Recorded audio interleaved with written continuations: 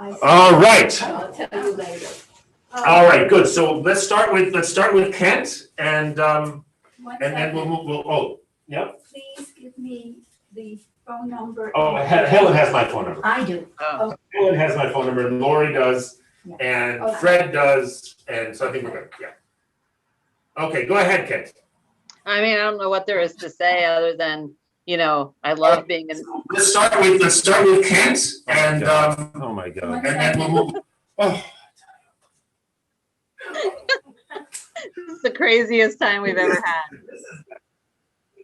This is face palm central. I mean, it's Better today than tomorrow. I'm yes, gonna keep exactly. it Let's short. get It all was of it great. Moving on. out.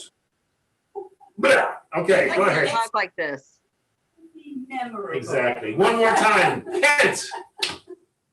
It was good. Let's move on. Were there I can't do this. lion named Crazy. She was eating. Every time I try to talk, there's a thing. So I don't even think we're listening anymore. They might be on mute. I think They're so. eating. Now she's frozen. Mm-hmm. No, she's not. Oh, she's not frozen. Oh no, she's not. She's blinking. Very confused. Yeah, I can't talk because every time I talk, something happens. So Oh, assume it was good. I had a great time. yeah. We'll come back to Ken. Hopefully her Wi-Fi will stabilize. So let's go to Heba. My Wi-Fi is fine, dude. It's not me. Yeah, it was a very peaceful experience. It was very it's a lovely location. It's a lovely place to be, and it really did feel like there was a difference. In other words, I went in one way, and I really do feel that I came out slightly different, and which was kind of unexpected. Even though I'd been there before, it was so many years ago. So yeah, that was my experience. Lovely. Great. Anne. Well, I guess I'm gonna have to move over this. Here, no, you don't, I'll just do this.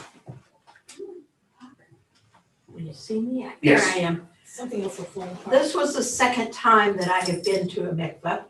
And it turns out that when you're 83 and doing a bar bat mitzvah, there's something special about it. I guess you get to do another bat mitzvah or bar mitzvah. And so that was I'm 84 this year, so that was one of my reasons for wanting to do it. I started talking with Rachel Kaplan about it, the newly minted rabbi. And it was really great going there, and being in the pool is just warm enough that you feel like it's grasping you, and burn my hands, they're not showing.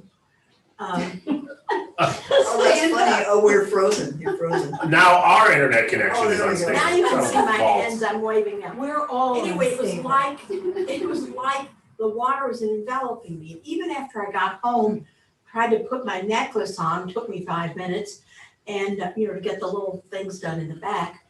And I just felt the water still holding me Wow. and surrounding me Fantastic. and comforting me. It was wonderful. I highly recommend it. I had actually been to Mayim Hayim before. Just went there to tour it when I was visiting my sons here in Boston, but I didn't have time to do a reason really to do an immersion then. Thank you for helping. I mean, this is. You are using the computer. Yes, I'm using the computer. I mean, but this is. That's odd. Well, See, You still got that one are here there today. people the that real are- scroll won't do that. That's right. Will it? No. I don't think it'll just. Will it run us over? Rabbi Kim, you'll be in the community room before 6:30? Yes, I will be. Okay, so I'm sorry that we seem to have lost There they are. We seem to have lost connectivity there for a minute, so I'm not sure if you all heard what Anne had to say, but she spoke beautifully about the waters really enveloping her and the continuing, that feeling really continued surrounding her and supporting her even after her immersion was finished, which is just an amazing image to consider. Even to this minute. Yeah, wow. It felt heavy, the water felt heavy. I would love That's the to one. have the people that did the immersions, if they're willing to, write something for our next Minion newsletter. Mm. You could do it anonymously or unanonymously, whatever the word is. Right. But I think Up front. those images, Norman has sent me the words that he's gonna be using. Yeah. And I think this would be just It would be astounding. It really would be astounding to have these words. And of course, now that I volunteered, that means I have to do it. Right. But Jim can give people my email address and you can just send it to me as a Yeah. Word document, as an email or whatever. Yeah. Email, because I don't have Word. Okay. Yeah, so I think that really would Until be, September anyway. would- Oh, we'll so, have to do that. Gloria, it's just a lovely, lovely idea.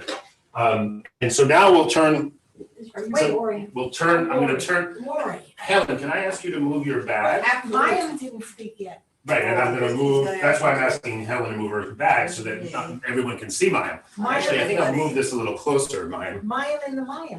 Mine was in mine higher. Yeah, I have a question about the Hebrew spelling of my name. Yeah, yes, That's but that can be for later. Because my name is Maya, right? Yes. So it was my first time. I never before dreamed in my life that I would go to a mikvah or do some of these things that I'm learning about now.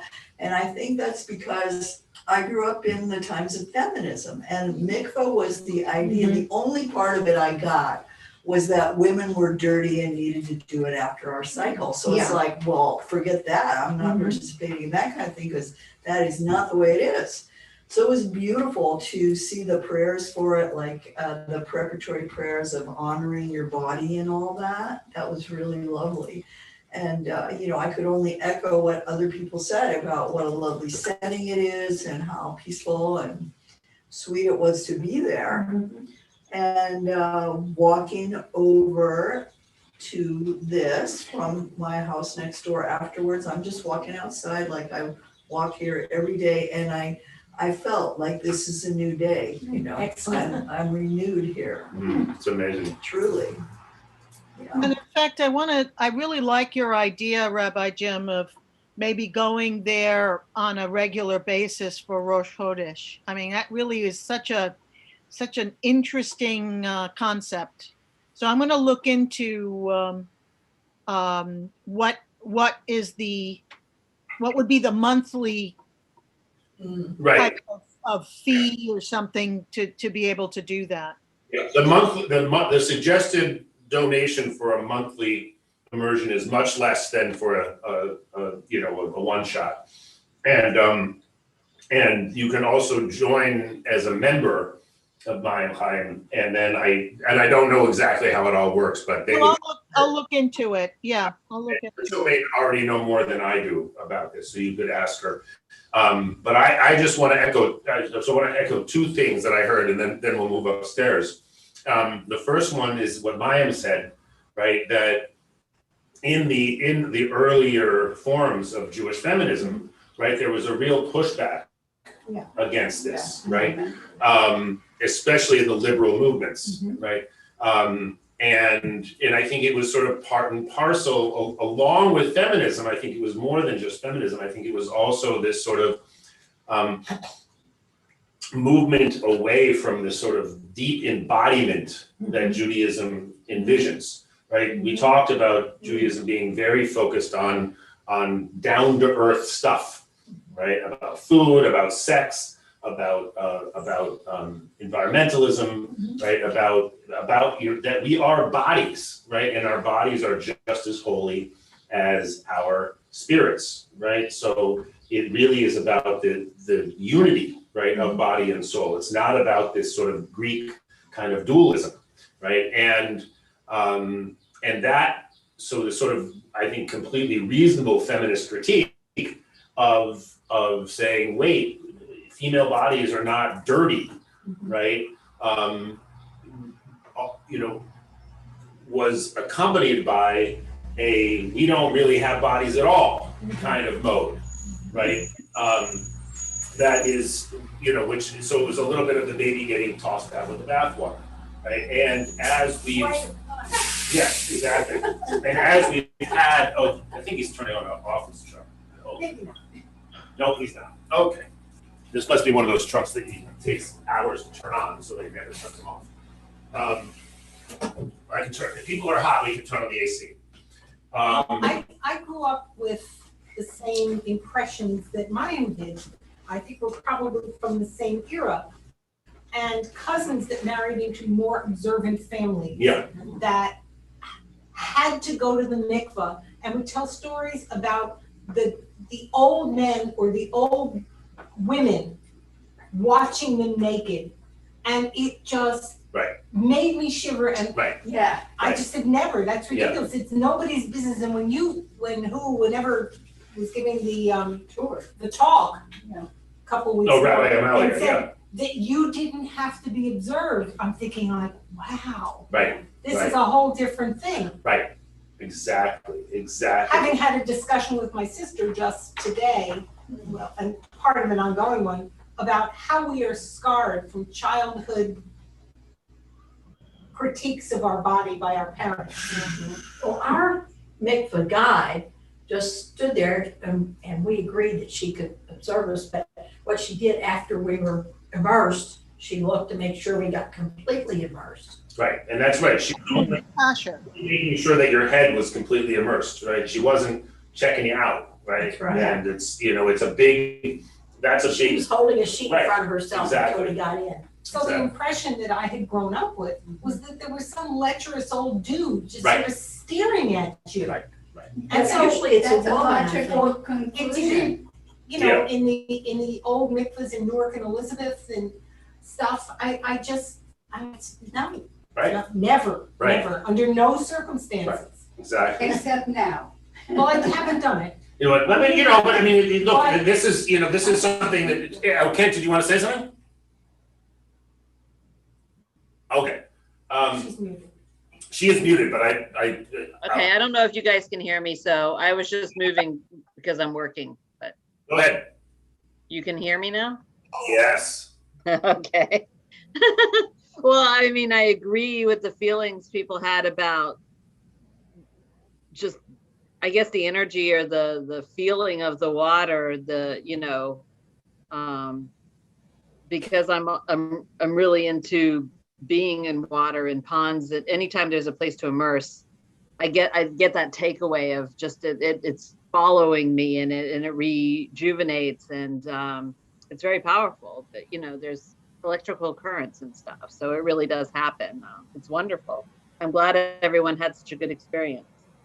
I'm thinking now, Jim, that before Mayim Hayim, Norman used to take people to Walden Pond for conversion. Yeah. Wow, that's a very Massachusetts. It certainly is. It certainly is. Go into the woods. Yeah. Very Yankee. Yeah. Exactly. Well, and I was telling the women that were at Immerse this morning that when I converted, on Washington Street, and that was its own kind of horrific experience. But I do think, right, that one that there's a couple of issues. First of all, I think in the liberal Jewish world, there's been a sort of reconnection to the embodiment that Judaism represents, and less of a sort of high modern hygienic approach to the body, right? We've also understood that we were translating things incorrectly, right? That it really never was at least in the text and in the traditions, about dirtiness and cleanness, right? It was really about ritual purity and ritual impurity, right? Which are different categories, right? And one of the ways that, I like to think about that sort of holiness, right, is that the fact that the ritual impurity that comes along with menstrual blood is one of the few sort of moments of actual ritual impurity that still exists in our tradition. And I think it's because it is such an overflowing of life, So right? to speak. Right? Literally, right? Yeah. Literally, it's an overflowing of life, right? And it's connected. So there's this sort of this potential life every month, right? And that flow of blood, right, is such an important part of most women's experience in the world. And so that was what Heva and I were talking about this morning, right? That if you've read The Red Tent, and if you haven't, I recommend it, I have. right? Miraculous. That the idea is that when the new moon comes, right, all the ladies go into the red tent, and they get to have kind of a monthly ladies only retreat, right? That sounds great, and so it would make sense, even for women who are now postmenopausal, right, to mark every new month with an immersion, and to sort of remember that the monthly rhythm that your body used to have. So yeah, go ahead, Ann. Well, just to reinforce that it's not about cleanliness, Right. you have to bathe and wash your hair and all of your parts very thoroughly Exactly. before you go to the mikveh. Right. It's not about cleanliness. Cleanliness is great, right? Jews, by and large, like to be clean, right? But that's not, that's the precondition for ritual purity. It's not cleanliness, that's the purity itself. It's not clear how many of the women in this room, or any women of this generation, grew up with a very positive impression of a monthly cycle. Right, It's when you didn't want to wear your white gym suit. right, It's when you couldn't go swimming with your friends. right, And there was very little positive about right, it. And Plus you felt terrible. a Right. male GYN who said, well, someday you'll be very happy when you don't have to do this.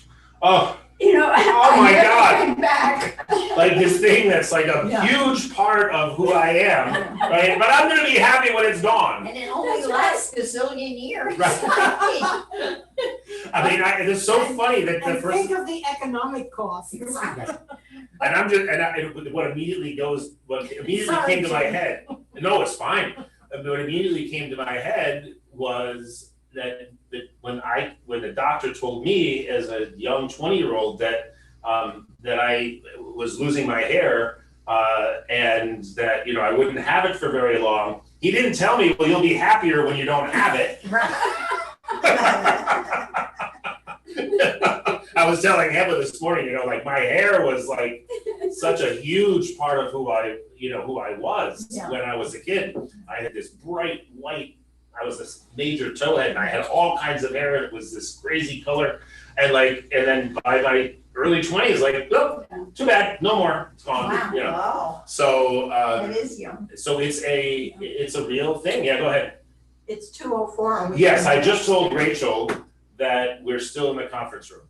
So that's all I think I need to say, because those were the 2 points about the bodiness and then about the Rosh Chodesh. Go ahead.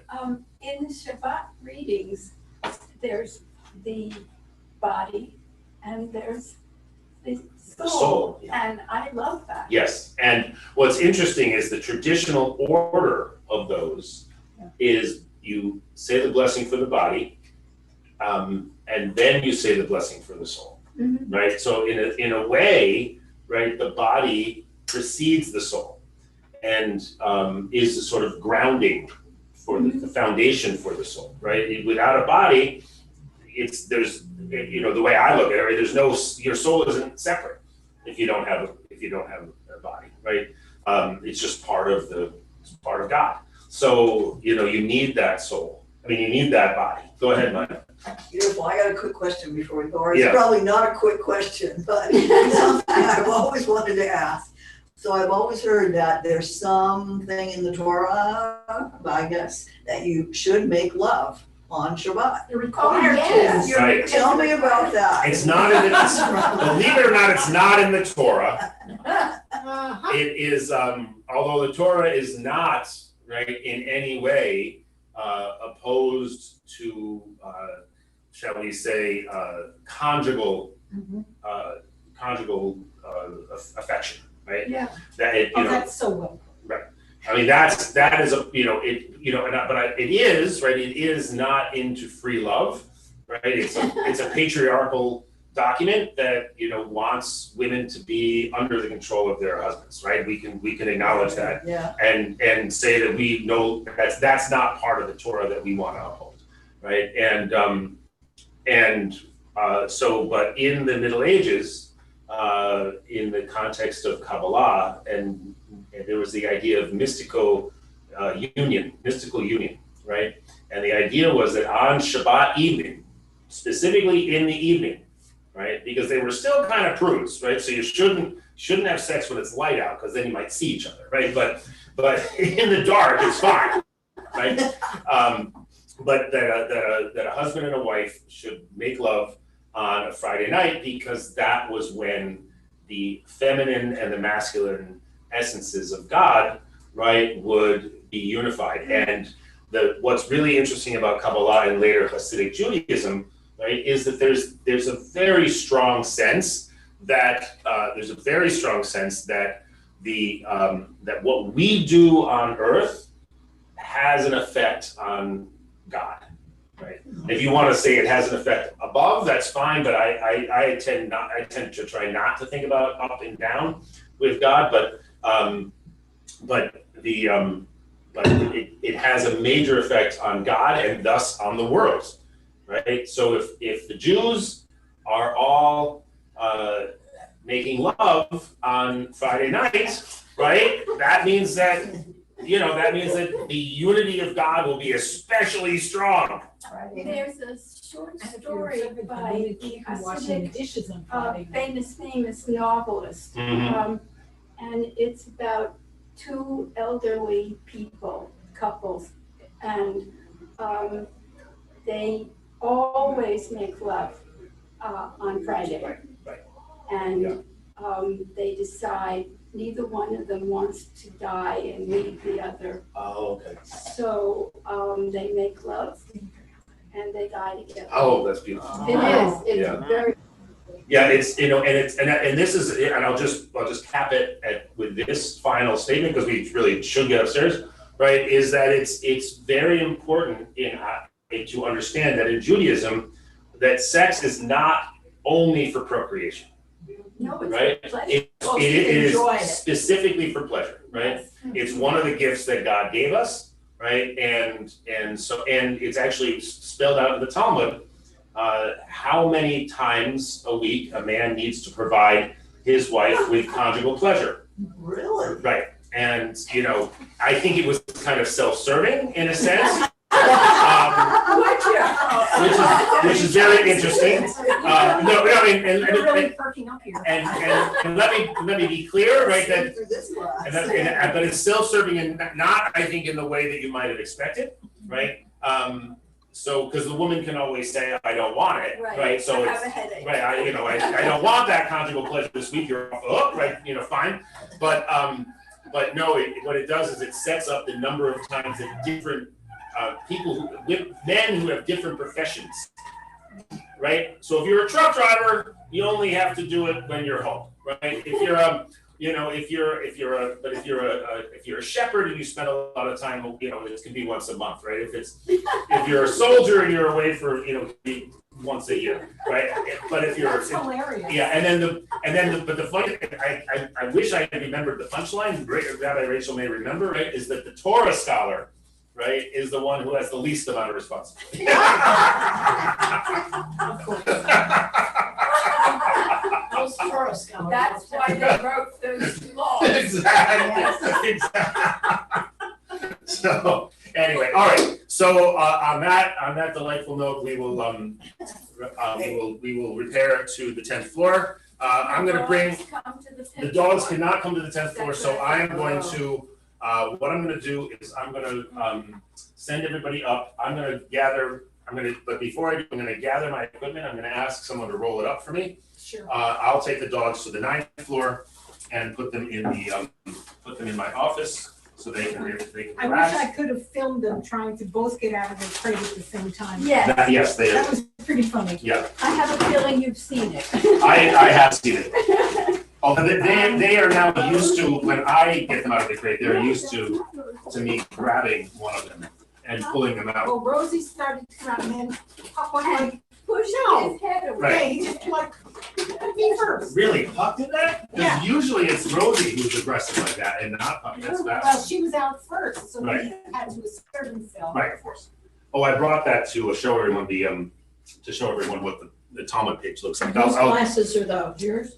Mine. Yeah, I'll do that upstairs. That's why- All right, so I'm gonna leave this on in the, with the, Don't carry anything. I'm gonna leave this on with the iPad, so you guys don't have to, log in again, all right? So we'll be back in just a moment. See how they wrap There up your are food, so it's things on the fascinating. board.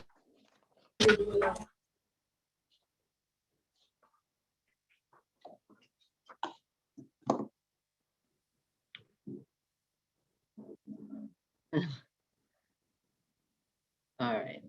Can you hear me? I can hear you. Okay. That was just too chaotic. That was But I see you responded. Yeah, because I was thinking women usually sync up when they're around each other. And if all of them ended up in the tent at the same time, I started that book years ago. I didn't finish it.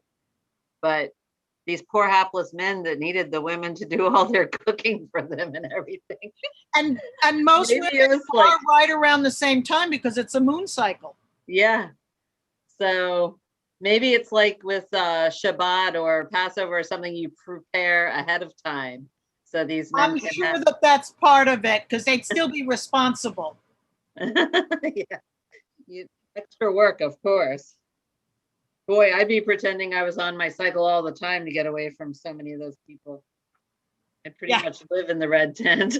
Sorry, I'm on my cycle again.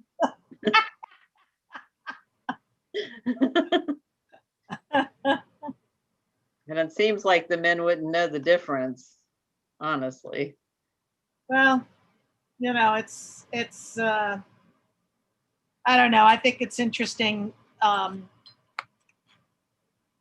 how many things have been reinterpreted differently. Like all of it used to be that, women had to be, I was told the reason why you were kept in a different part of the shul when you went to shul was the man's job was to pay attention to his wife. So if she was sitting next to him in shul, Oh, why was he talking to God? He should be talking to his wife. mm, So, and that's an interesting interpretation. right. Yeah.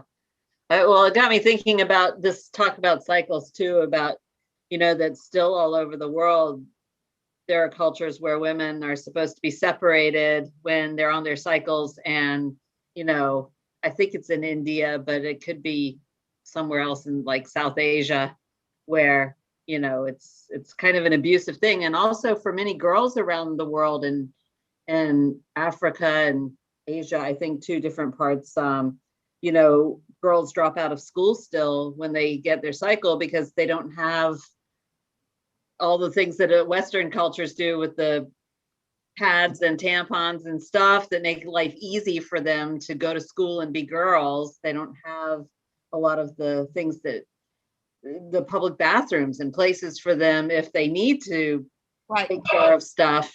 So they end up dropping out of school when they're 12 or 13 and then, staying at home, which I've read there's campaigns to help women with just this thing to get them just the basic supplies that we take for granted. And it's so expensive in developing countries. In Right. developing countries, it's amazingly expensive. So having a cycle in the Western culture, for us, it's mainly we get cramps or headaches or that kind of thing. But for many women, it's still very debilitating. You're really held back and you're put aside Yes. until your cycle's over. And so we read about this stuff like from biblical times. It's interesting how it still goes on. The discrimination, the fear of a woman on her cycle, all that stuff. Well, it's, yeah, it's, and I want to tell you, it kind of makes sense if in biblical times, if you don't have all of the accoutrement that we have, you know, all of the support stuff that we have as a woman, it's plus, I mean, I'm going to get graphic here. My menses was really heavy, Yeah. really, really heavy.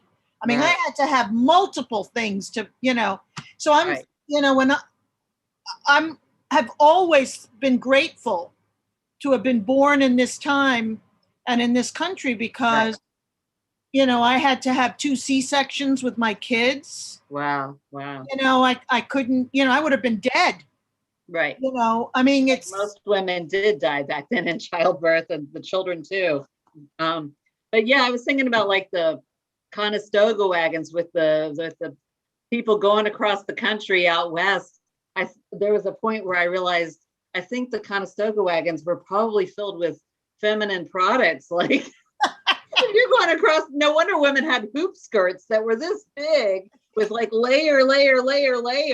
Yeah. Because God forbid you're walking down the hall and someone can see what's happening, you know. And paper was such a valuable product. You would never have paper products. You know, you had to have rags. Rags, right.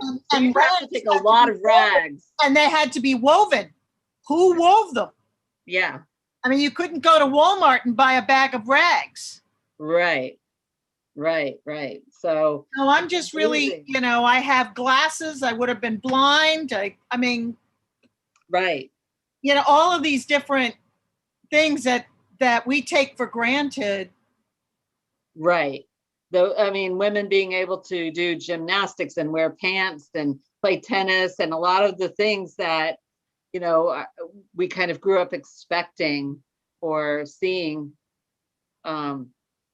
were not possible for most of human history. No, so, they weren't. And yeah. But yeah, when I thought about really the people traveling, because also even in the old days, when you read about how the courts would travel all over the country, like the English courts or whatever, they were in this castle for a few months and then that castle they packed up all the furniture and all the clothes. And it wasn't an easy process, especially for women with their kids and their cycles and all of their layers and things, the rags that they'd have to schlep with them. The undertaking of it all, like I became very impressed with what it meant to move. It's not just like women today, you know, you throw together a little suitcase and then you have your pads or whatever and you go on your adventure. It was a lot of stuff. And then it was common for people to move a lot, traveling people all over the place. Well, for cleanliness, because they didn't have, you know, Clorox or, you know, I mean, everything had to be made and everything had to be, and so it was. Right. And candles too. When I think about if your whole life is being lit by candles and how many candles do you go through in a day just to have, you know, your basic light for getting stuff done. And so that's a lot of making of candles. And then the fire potential, you know, there's like so many things that I think about with history. Like it's amazing that everyone's houses didn't burn down. Right. There was one of the wives of an American poet. I'm trying to remember whether I think it's Longfellow. Yeah, the one that has the house in Cambridge, the big yellow house in Cambridge. His wife was at her dressing table and her sleeve caught fire from the candles that were there, and she had such and the fabric just went up in flames.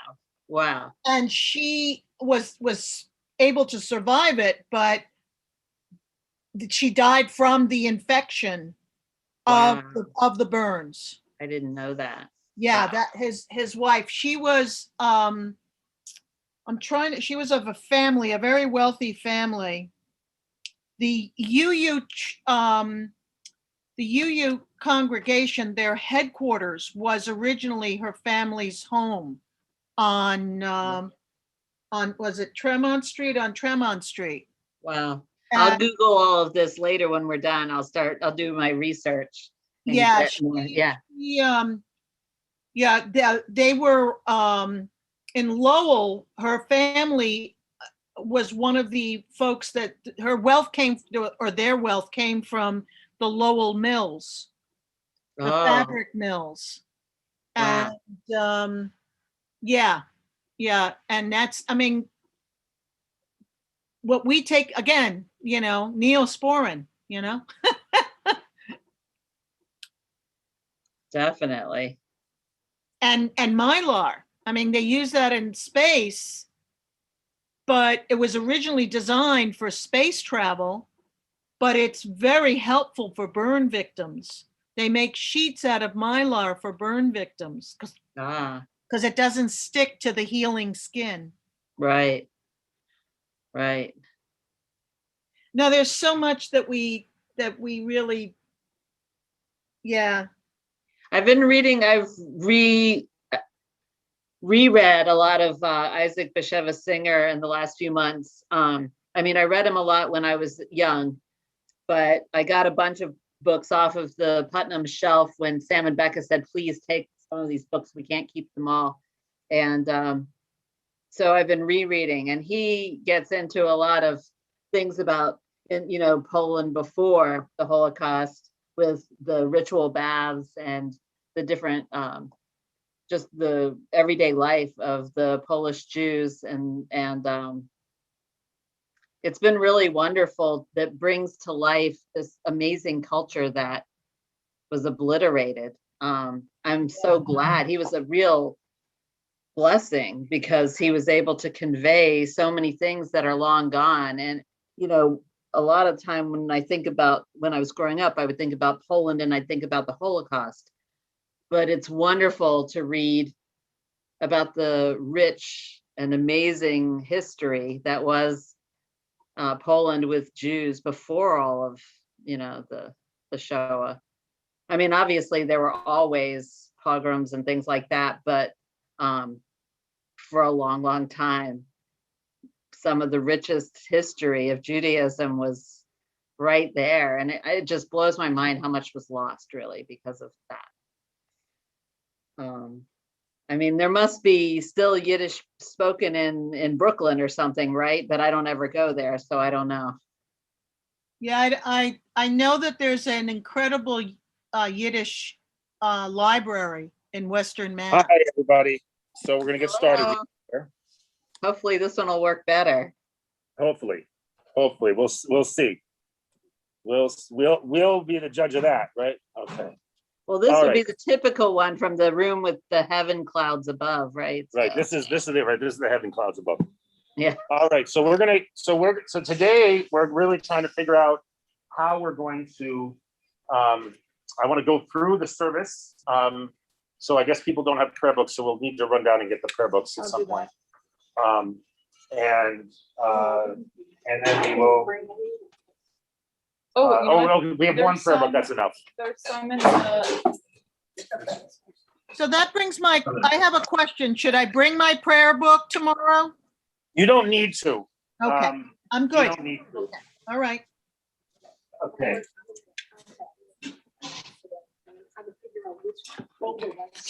All right. I'm gonna just turn.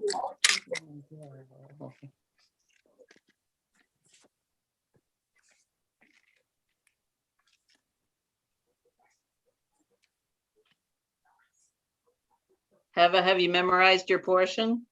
I'm going to be doing prayers. I won't be doing an Aliyah. Oh, okay. Originally I was going to, but I wanted to do it the way I wanted to do it, and I wasn't ready. I wanted to lane it, and I wasn't ready.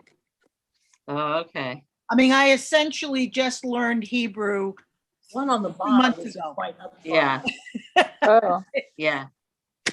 I know. I was thinking in the last few weeks, I wonder if I could just put it off, but you can't put it off because you'd have to read a whole new portion because they're not going to like hold up the whole service for you for another month. So you either get it now or you literally learn a new portion and set a date for the future. So, yeah, it's And my birthday is on Tuesday, so this would have been the right hello, Tom. portion. Hi. We had such a good time today. I'm so glad. Wow. I'm so glad that worked out.